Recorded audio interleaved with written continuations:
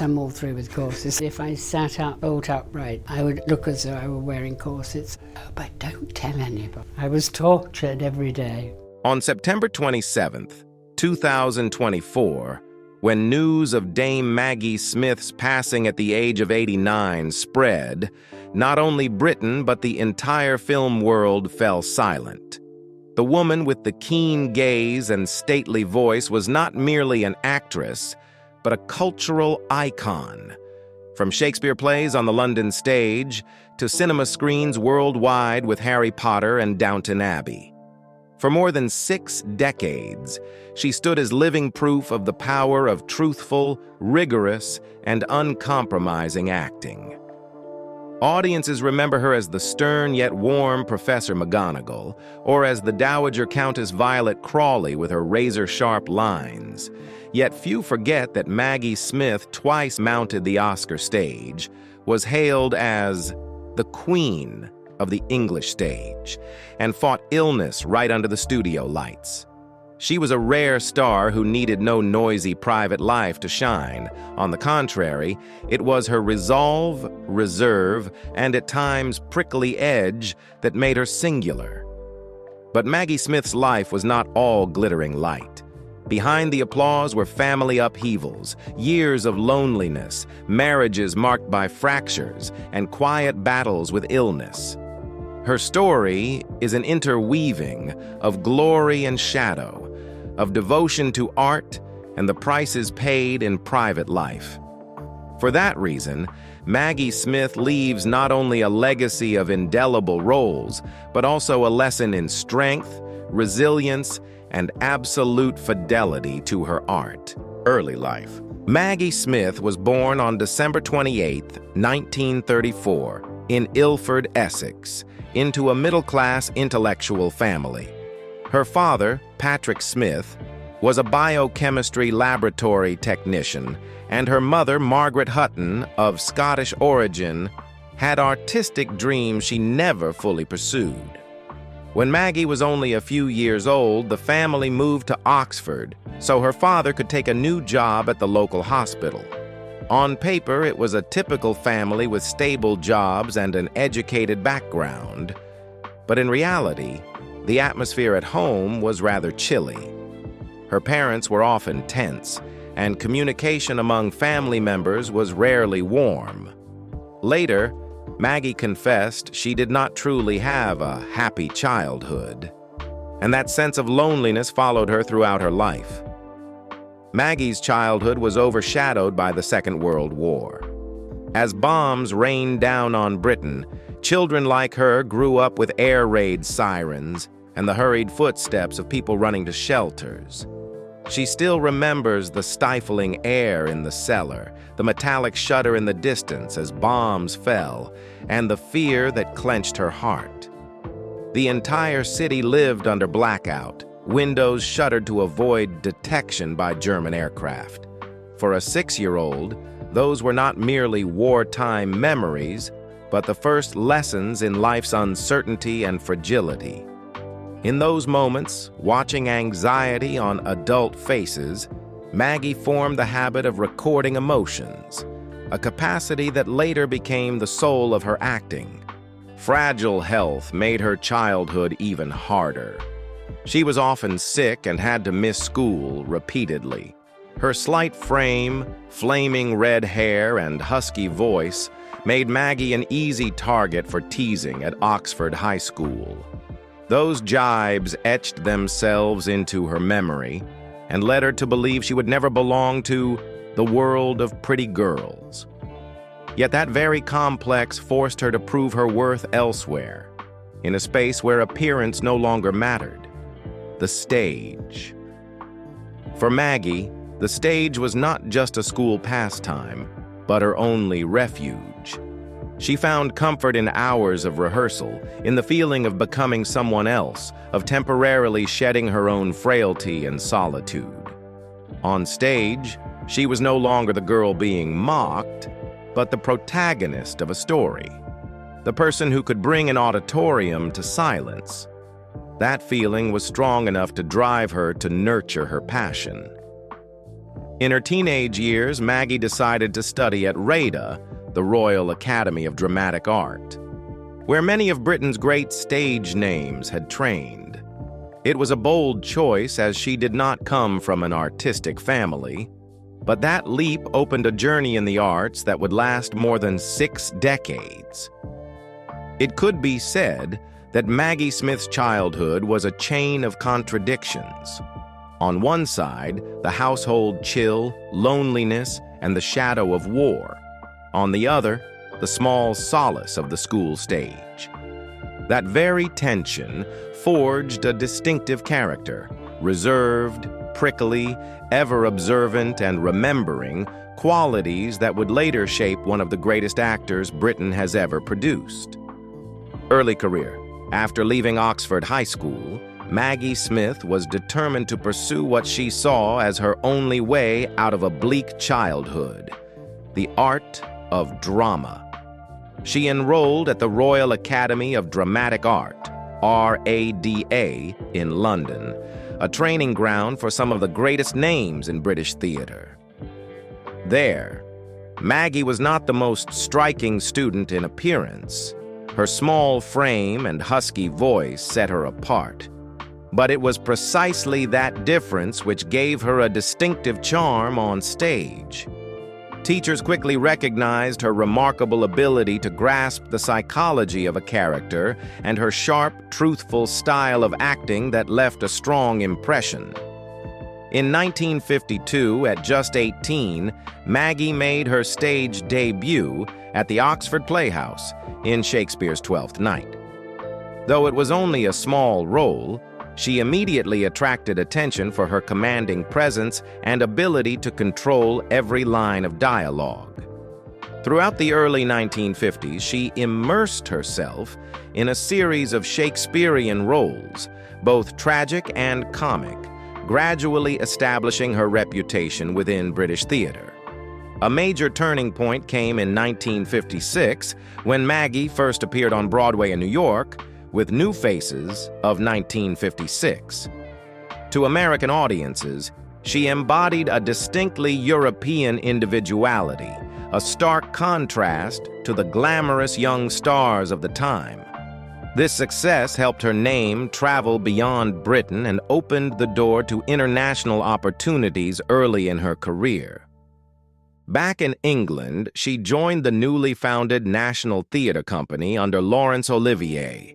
It was a fiercely competitive environment, gathering the country's best actors and leaving no room for weakness. Olivier was both a mentor and a rival to Maggie. On one occasion during rehearsal, he slapped her hard to push her into delivering a more powerful performance. Though shocking, the incident showed that Olivier recognized in Maggie a rare potential, someone capable of standing shoulder to shoulder with him on stage. The experience was both painful and enlightening, shaping her into a tougher, uncompromising performer. By the late 1950s and into the early 1960s, Maggie Smith had secured her place as one of the brightest faces in British theatre. She appeared regularly in London's prestigious West End and later became an essential member of the Royal National Theatre under Olivier's direction. She was not simply present in major productions. She forged a style of her own, one so distinctive that audiences could recognize her by voice alone. In Othello, she portrayed a Desdemona who was fragile, yet far from weak, heightening the tragedy of the role. In The Merchant of Venice, her intelligent and witty Portia revealed layers of humor and emotional depth, astonishing audiences and critics alike. Many critics at the time described Maggie Smith as the woman who could reinvent Shakespeare, because she consistently brought new dimensions to traditional female roles. What set Maggie apart was her blend of steel and warmth. She could deliver lines with a sharp, cutting edge that startled the audience, and in the next breath exposed tender, feminine vulnerability, characters torn between reason and emotion.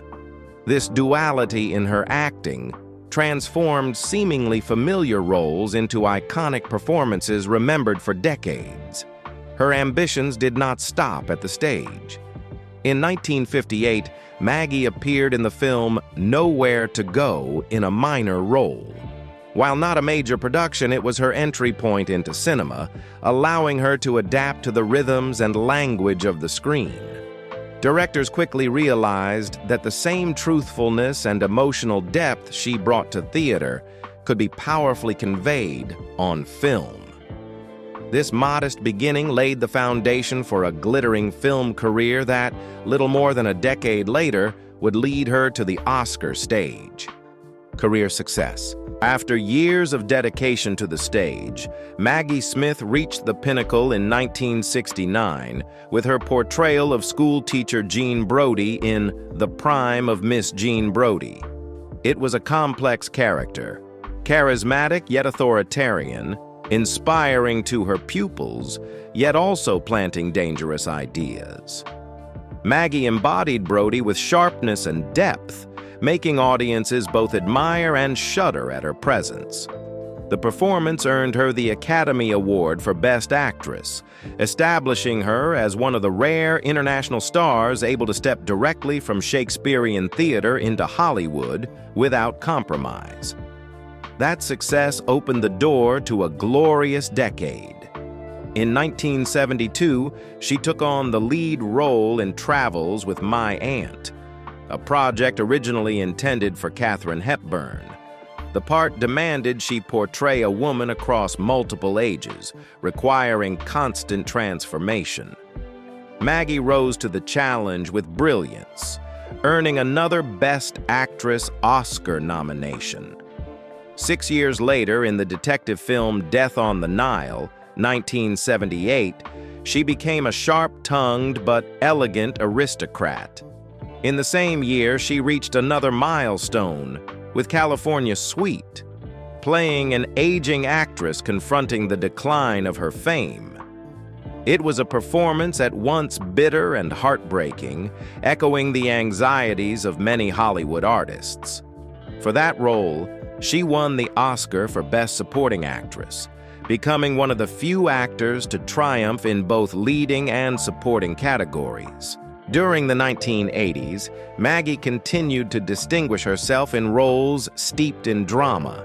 In 1985, she played Charlotte Bartlett in A Room with a View.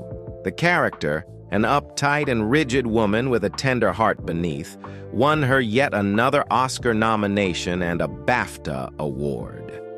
2 years later, she moved audiences in The Lonely Passion of Judith Hearne, 1987, portraying a lonely woman clinging to illusions of love and religious faith. Although she did not win the Oscar, the performance is regarded as one of the most emotionally intense of her career. The 1990s marked a surprising turn in Maggie Smith's career. She stepped away from heavy dramas to embrace more mainstream, widely accessible films. This shift did not diminish her reputation. On the contrary, it expanded her influence beyond the theater and art house cinema.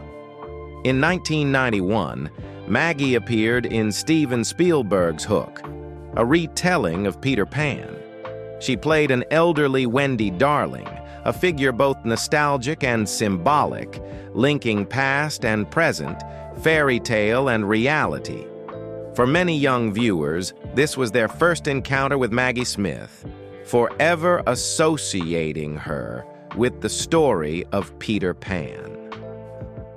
2 years later, she joined The Secret Garden, 1993, taking on the role of the strict, intimidating housekeeper Mrs. Medlock. Though stern, her presence provided the perfect counterpoint to the children's journey of healing and discovery, showing her gift for turning a supporting role into an unforgettable one. Especially memorable were Sister Act, 1992, and Sister Act 2, Back in the Habit, 1993, musical comedies that became global phenomena. As the stern Mother Superior, Maggie Smith created a brilliant foil to Whoopi Goldberg's lively, chaotic character. She did not rely on jokes to make audiences laugh. Instead, her authority, silence, and piercing expressions became the source of comedy and emotion. These films made Maggie a familiar face to global audiences far removed from Shakespeare or high drama. Though these roles did not bring her Oscars or BAFTAs, they held another kind of value. They took Maggie Smith beyond the safe zone of classical theater, securing her place in popular culture. From that point on, she was not only associated with Shakespearean heroines or aristocratic figures, but also with the elderly Wendy, the strict Mrs. Medlock, and the sharp-tongued Mother Superior. This diversity strengthened her reputation both with critics and generations of mainstream audiences. At the dawn of the 21st century, when many of her peers were retiring, Maggie Smith unexpectedly entered a second golden age. In Gosford Park, 2001, she played Countess Constance Trentham, a venomous yet strangely charming aristocrat. Her barbed lines, delivered with icy calculation, drew both laughter and chills. It was far from a minor role. Her presence demonstrated her gift for turning even the smallest part into the heart of the story. The performance earned her another Oscar nomination for Best Supporting Actress and set the tone for her later iconic portrayals. Sharp, acerbic noblewomen with hidden vulnerability. That same year, Maggie Smith began a journey that would carry her name beyond Britain and beyond the divide between stage actress and global star. As Professor Minerva McGonagall in the Harry Potter films, she found a character that reflected her own qualities: stern, disciplined, and no nonsense, but with deep kindness at the core. With McGonagall, Maggie left an indelible mark on the childhoods of millions. Without grand gestures, she conveyed authority and warmth in equal measure, turning the character into one of the most beloved of the franchise. What made this achievement even more remarkable was the truth behind the scenes. During the filming of the early installments, Maggie was battling breast cancer. Even while undergoing chemotherapy, she refused to step back, asking only for a chair to rest between takes. That image, fragile yet unyielding, became a powerful story of courage and uncompromising dedication. And just when audiences thought she might finally slow down, Maggie Smith stunned the world again in her 70s with Downton Abbey, 2010 to 2015. As Violet Crawley, the sharp-tongued, formidable Dowager Countess, she quickly became the soul of the series. Her biting, witty, and often ruthless lines became cultural phenomena, quoted everywhere from television to everyday conversation. Through Violet, Maggie won 3 Emmys and numerous other awards, proving a rare truth: that even in her 70s, an actor could create an immortal character capable of captivating global audiences. Maggie Smith's career is a chain of peaks. Jean Brodie, which brought her first Oscar, The Bitter Actress in California Suite, which brought her second, Charlotte Bartlett, which earned her an Oscar nomination and a BAFTA, Constance Trentham in Gosford Park, again Oscar-nominated, and finally McGonagall and Violet Crawley, both 21st century cultural icons. Along the way, she won multiple Golden Globes, 5 BAFTAs, 4 Emmys, a Tony Award, and was honored by Queen Elizabeth II as Dame Commander in 1990 and later Companion of Honor in 2014. Her success is not measured only in awards, but in her ability to create characters that live on in memory. Whether as a stern teacher, a biting noblewoman, or a strict nun, she turned them all into cultural symbols. That is why Maggie Smith is remembered not merely as an actress, but as one of the rare landmarks in the history of British stage and cinema. Personal life. After the roles that brought her to the pinnacle of artistic success in the late 1960s, as Maggie Smith's name began to shine both in Britain and the United States, her private life entered a chapter filled with excitement, but also turbulence. It was during this glittering period that she met Robert Stephens, a young actor of the Royal National Theatre, celebrated for his charm, wit, and natural talent with Shakespeare. For Maggie, the stage was not only where she proved her artistry, but also where she found love. Their relationship began with a shared devotion to theater. Stephens was captivated by Maggie's sharpness, elegance, and discipline. In turn, Maggie was drawn to his vitality, spontaneity, and commanding presence on stage. In those early days, they were regarded as the golden couple of the Royal National Theatre. Stephens adored her intelligence, subtle humor, and the mystery that set her apart from other young actresses. Maggie, usually reserved and aloof, found in Stephens a vibrant energy, a release from the pressures she often imposed on herself. They shared long nights backstage, grueling rehearsals, and passionate discussions about art, as if only they and the stage existed. In 1967, they decided to marry.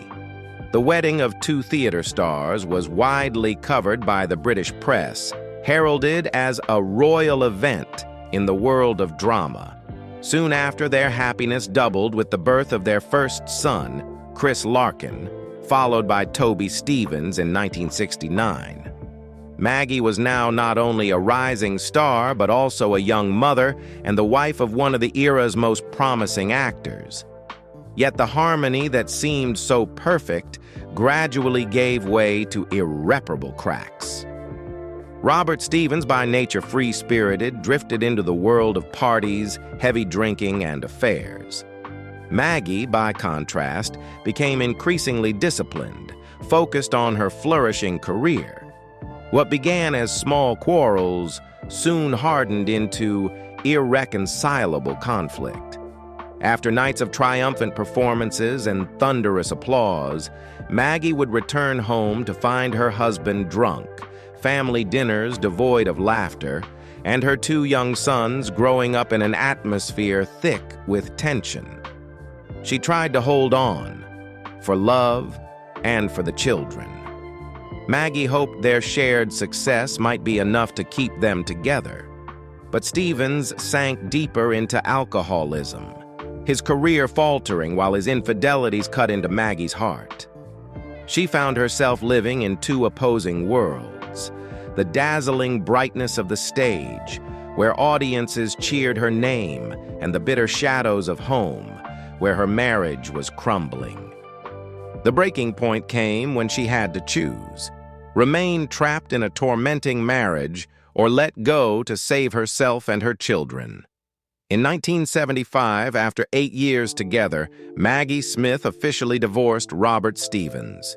She won custody of their sons, but the cost was the heartbreak of a woman who had once believed love could bridge every difference. For her, the divorce was not merely the end of a relationship, but the collapse of a personal conviction that artistic triumph could coexist with family happiness. Later, Maggie rarely spoke of this marriage, yet in her few candid reflections, she admitted it had been a bitter and punishing chapter. It left scars that never fully healed, but it also forged the inner strength she would later bring to many roles, especially those of strong, sharp-edged women carrying hidden sorrows beneath their resilience. If Maggie Smith's marriage to Robert Stephens ended in pain and bitterness, then the return of Beverly Cross to her life felt like a gift of fate.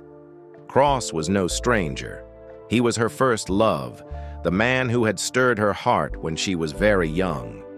At that time, He was a budding playwright, and she was only beginning her steps on stage. They bonded over endless conversations about Shakespeare and the meaning of art. But that youthful love could not last. Both were too fragile in their careers, with no secure future. They parted ways, each going down separate paths, though the echo of their affection never truly faded. After the stormy divorce from Stevens in 1975, fate brought them together again. This reunion was neither hesitant nor testing. Both were now mature, fully aware of the value of true love. Cross did not return as a new partner, but as someone who had always been there waiting for the right time to step into her life once more. Maggie later admitted, "Beverly was the only man I could ever completely trust." Perhaps that is why they wasted no time. Her second marriage came quickly, quietly, yet proved to be far more enduring. Life with Beverly Cross was one of the rare periods when Maggie Smith truly found peace. He did not compete with her, nor let artistic ego stand in the way. Instead, he chose to remain in the background, observing and supporting. At every performance, Cross was there in the audience, watching her not as a critic, but as a proud partner. He understood the pressure she carried when taking on demanding roles, and his steadfast support allowed Maggie to maintain her brilliance through the busiest years of acclaim. For her, the stability and gentleness he brought stood in stark contrast to the chaos she had endured with Stevens. Their love was quiet, never ostentatious. They did not try to become a celebrity couple as she once had with Stevens. Instead, they lived discreetly, away from the cameras. With Cross, Maggie could shed the thorny armor she often wore on stage and simply be a woman, able to laugh, to be vulnerable, to find comfort after long nights of performance. Close friends later confirmed that this was the period when Maggie was happiest in the simplest sense, and it showed in her face, in her eyes every time she spoke of him. But in 1998, tragedy struck. Beverly Cross passed away after a long illness. His death left Maggie with an emptiness that could never be filled. Her life partner, her soulmate, the man who had supported her for more than 2 decades, suddenly gone. Maggie did not weep before the media or display her grief publicly. She chose silence, and it was that very silence that made her loss more profoundly felt. From then on, she never remarried, never sought another relationship. It was as if her heart had bound itself to Cross. And when he left, part of her left too. For the rest of her life, when asked about love, Maggie often deflected the question, though at times her distant gaze revealed more than words. To her, Beverly Cross was not merely a husband, but her one true love, proof that destiny can test with separation, but, if strong enough, will reunite two people once again. And though he had long since gone, Maggie carried that love with her always, as an inseparable private legacy, running alongside the artistic legacy she left for the world. After the grief of losing Beverly Cross, Maggie Smith entered a period of solitude, and it was during this time that she faced the harshest trials of her health. In 1988, doctors diagnosed her with Graves's disease, an autoimmune thyroid disorder. The symptoms came swiftly and cruelly: swollen eyelids, eyes gradually protruding, and deteriorating vision. For an actress of stage and screen, where a single glance could alter the destiny of a character, the eyes were her instrument, her soul, her identity. Now Maggie had to confront her greatest fear: that her gaze might no longer be her own. She underwent radiotherapy and eye surgery, a draining and painful ordeal. The media scarcely mentioned the details, largely because Maggie herself kept them hidden.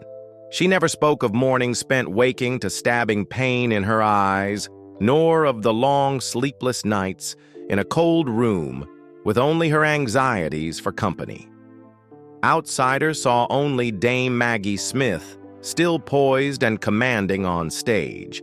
But within, she lived each day with the dread of losing her ability to meet her audience's gaze, of losing the stage light that had sustained her all her life. Yet Maggie did not allow herself to collapse. After her surgeries, she returned to stage and screen more quickly than many thought possible. She chose to conceal her fear beneath a mask of composure, turning illness into another form of professional discipline. When colleagues asked after her health, she deflected with dry humor, never revealing the tremor inside. On stage, audiences still saw that gaze, perhaps more weary, but no less piercing, still carrying the depth that could silence an entire theater. In this way, Maggie Smith transformed an illness that might have ended her career into proof of resilience. She not only preserved her professional eyes, but also her conviction that she could endure, even alone, after the love of her life was gone. But fate was not finished. Nearly 2 decades after battling Graves's disease, when her career seemed secure, Maggie was again thrust into a fight for survival. In 2007, while filming the Harry Potter series, which had brought her closer to an entire new generation of fans worldwide, she received devastating news: breast cancer. For many, such a diagnosis might have signaled time to pause, to retreat behind the curtain. But for Maggie, work was never something to be abandoned.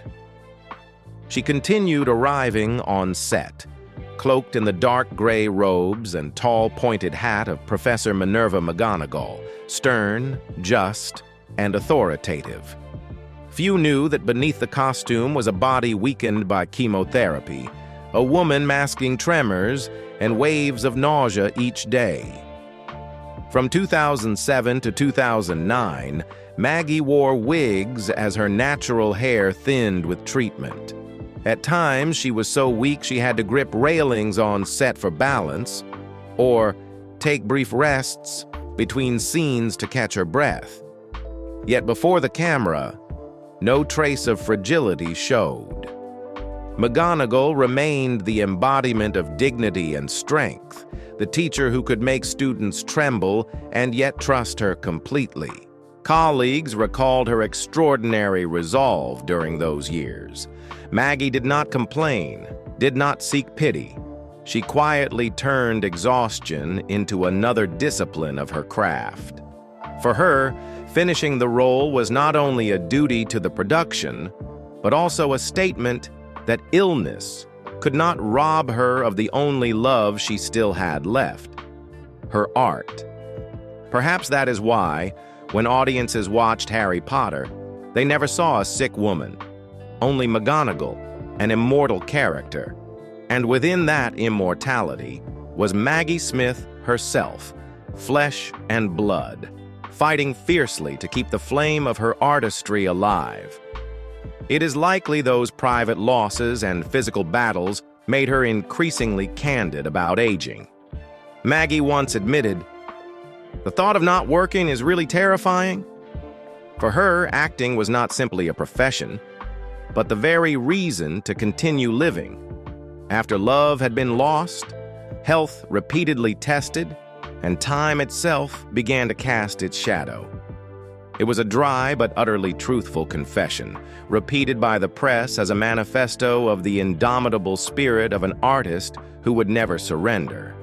Friendship with Judy Dench. Maggie Smith was never truly alone on her long artistic journey.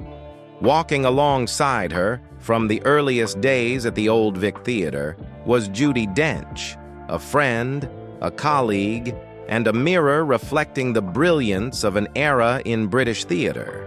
If the stage forged Maggie into an icon, then her friendship with Judy Dench was the thread that gave her joy and companionship behind the curtain. They first met in the 1950s at the Old Vic, the cradle of Shakespeare and the discipline of English theater. Maggie, sharp and steely. Judy, warm, kind, and delicate. Their seemingly opposite personalities complemented each other in surprising ways, creating a bond that would last nearly 7 decades. They grew up in the craft together, witnessed the golden age of British theater, and later collaborated many times in cinema. A Room with a View, Tea with Mussolini, Ladies in Lavender, and Nothing Like a Dame, 2018. The media often speculated about a rivalry between the two great actresses, but both Maggie and Judy dismissed such notions.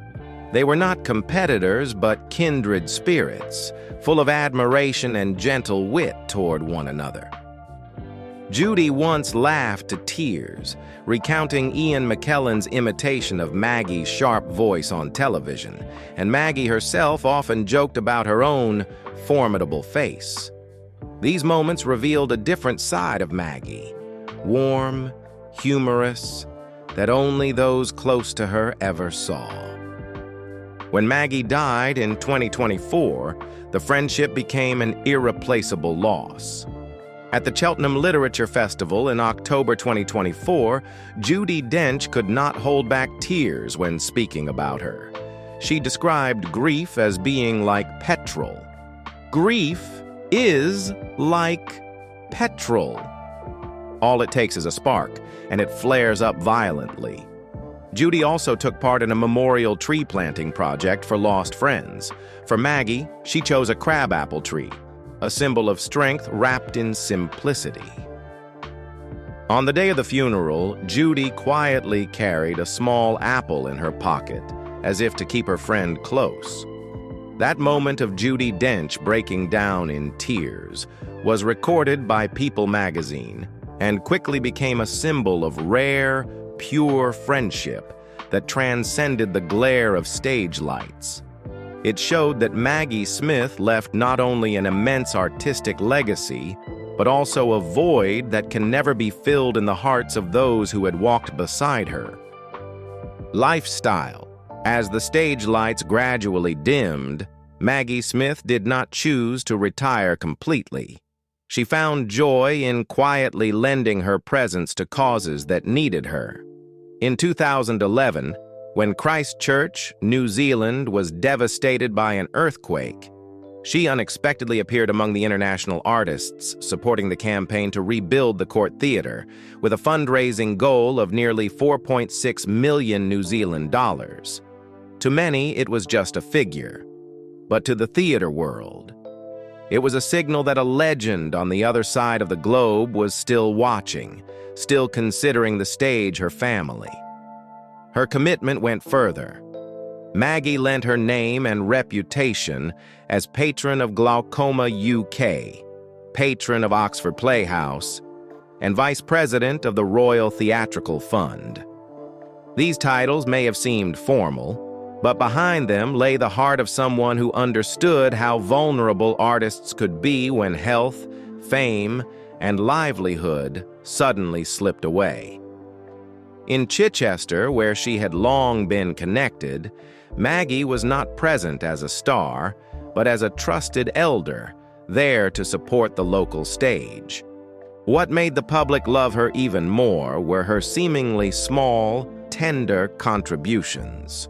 In 2012, she gladly left a hand sketch for cats' protection as a personal touch to raise funds for abandoned cats.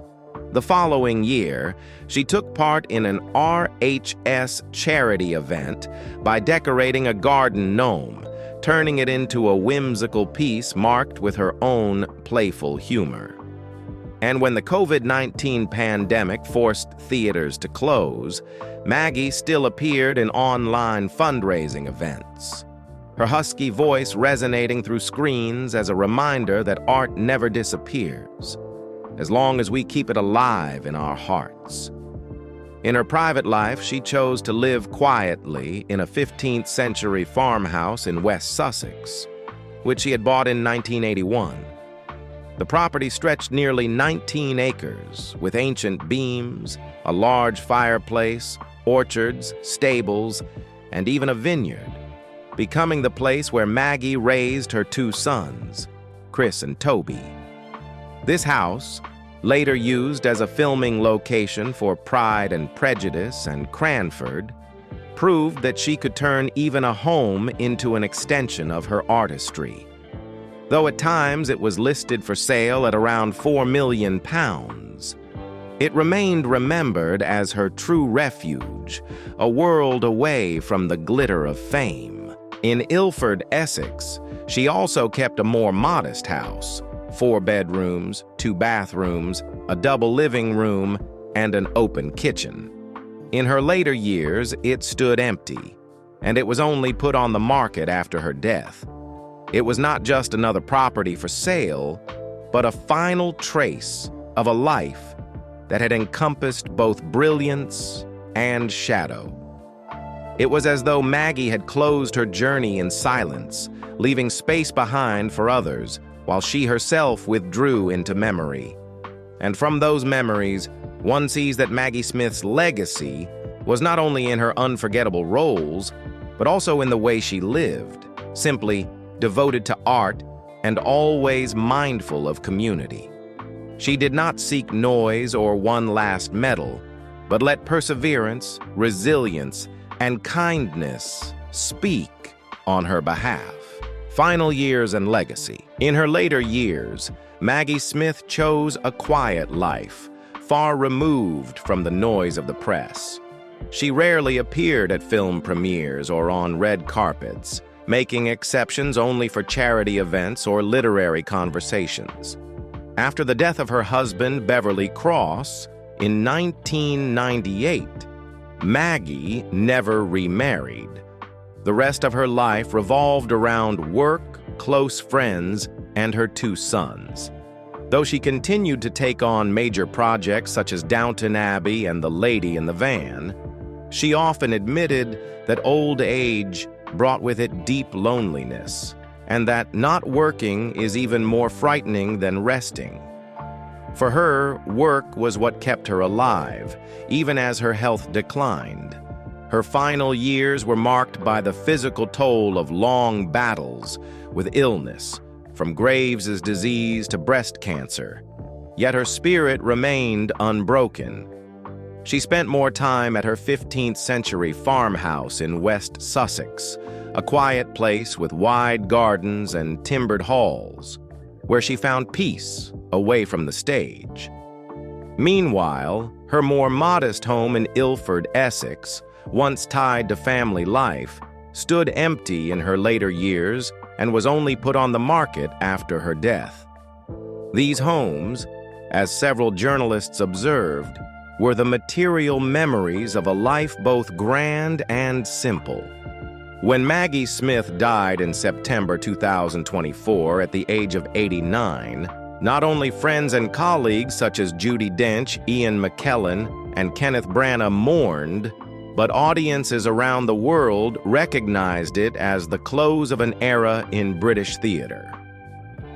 The matter of her estate quickly surfaced in the press. Her fortune, estimated at around $40 million, drawn largely from film salaries, awards, and property holdings. According to her will, most of it was left to her 2 sons, Chris Larkin and Toby Stevens, both successful actors who, like their mother, chose a discreet way of life. Another portion was reportedly directed toward the artistic and charitable organizations she had long supported, such as the Royal Theatrical Fund and Glaucoma UK, where she had served as patron. Her passing did not simply end an 89-year life, but also closed a radiant chapter in the history of British stage and cinema. The scope of her legacy is almost immeasurable. More than 6 decades of unrelenting work, 2 Academy Awards, 7 BAFTAs, 4 Emmys, 1 Tony, multiple Golden Globes, and countless nominations. She became one of the very few artists to achieve the triple crown of acting, winning the Oscar, Emmy, and Tony, cementing her irreplaceable place in the arts. Maggie Smith's influence was never just about the number of awards, but about how she changed the perception of female acting. On the Shakespearean stage, she transformed seemingly secondary female roles into sharp, intelligent centers of power. On screen, she embodied tough, complex, multi-layered women, from the proud Jean Brodie and the formidable Violet Crawley to the stern but warm Professor McGonagall. Generation after generation, audiences found in Maggie a model of strength and resilience, a woman who never needed glamorous beauty to create immortal presence. For younger audiences, she lives on through Harry Potter, where McGonagall became the embodiment of discipline, fairness, and courage. For middle-aged viewers, she is Violet Crawley in Downton Abbey, delivering acerbic lines that cut deep yet were laced with affection. For critics, she remains the emblem of classical English theater, the one who safeguarded Shakespeare's spirit in an era when the stage was often overshadowed by cinema. Perhaps Maggie Smith's greatest legacy does not lie in the tally of trophies or the fortune she left behind, but in the way she compelled the world to believe that acting is a craft of intellect, discipline, and courage. She did not seek easy affection, but it was precisely her severity, steadfastness, and daunting presence that earned her respect until the very end. For generations of young performers, Maggie Smith stands as proof that true talent does not require noise, but must be forged through hardship, illness, and unwavering loyalty to art. Maggie Smith's life did not end with applause, but with a silence full of reverence. She left this world no longer standing on stage. Yet her legacy still echoes in every line delivered, every glance exchanged, and every moment etched into the memory of audiences. It is not an immortality built on fame, but one born of faith, that art can rescue a soul, sustain a life, and leave a mark that outlives time itself. Perhaps the most aching thought when we remember Maggie Smith is knowing we can no longer wait for a new role, a biting smile, or a razor-sharp line from her again. And yet, that is precisely why, each time we revisit McGonagall, Violet Crawley, or Jean Brodie, we feel the strange power of a true actor. To make a character live on, even when the one who created it has gone. Do you still remember the very first time Maggie Smith touched your heart through a role? Share your memories in the comments below, and if you value this story, don't forget to hit like and subscribe so we can continue exploring the lives that shaped the history of art.